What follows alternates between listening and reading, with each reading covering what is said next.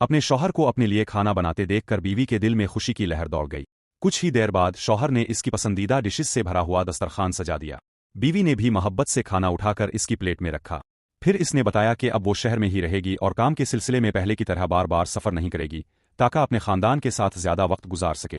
लेकिन शौहर के दिल में बेचैनी थी। इसे लगा कि वो सिर्फ इसलिए वापस आई है क्योंकि इसका साबिका महबूब जल्द ही जेल से रहा होने वाला है। इसके जहन में यही एक वजह आ रही थी। बीवी ने भी महसूस कर लिया कि शौहर किसी परेशानी में है। इसी रात वो इसके लिए दलिए का एक प्याला लेकर आई और नरमी से पूछा कि वो इतना उदास क्यों है।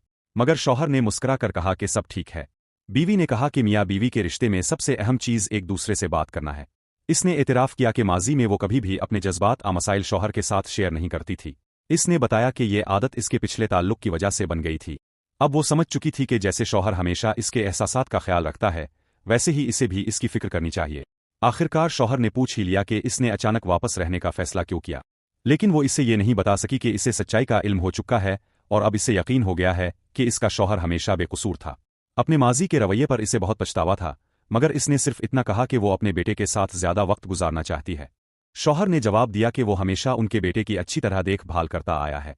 बीवी ने शर्माते हुए कहा कि वो चाहती है अब वो अपनी भी अच्छी तरह देखभाल करे और अगर इसे कभी किसी चीज की जरूरत हो तो बिला जेजे का इसे बताए।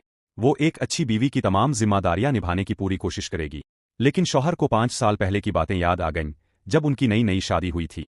इस वक्त बीवी इससे बेहद नफरत करती थी क्योंकि इसे यकीन था कि इसी ने इसके साबिका महबूब को झूठे मुकदमे में फंसाया है। इसने यहां तक कह दिया था कि जैसे ही इसका साबिका महबूब जेल से रहा होगा, वो फौरन इसे छोड़ देगी। इसने ये भी कहा था कि वो दोनों कभी एक दूसरे से सच्ची मोहब्बत नहीं कर सकेंगे। वज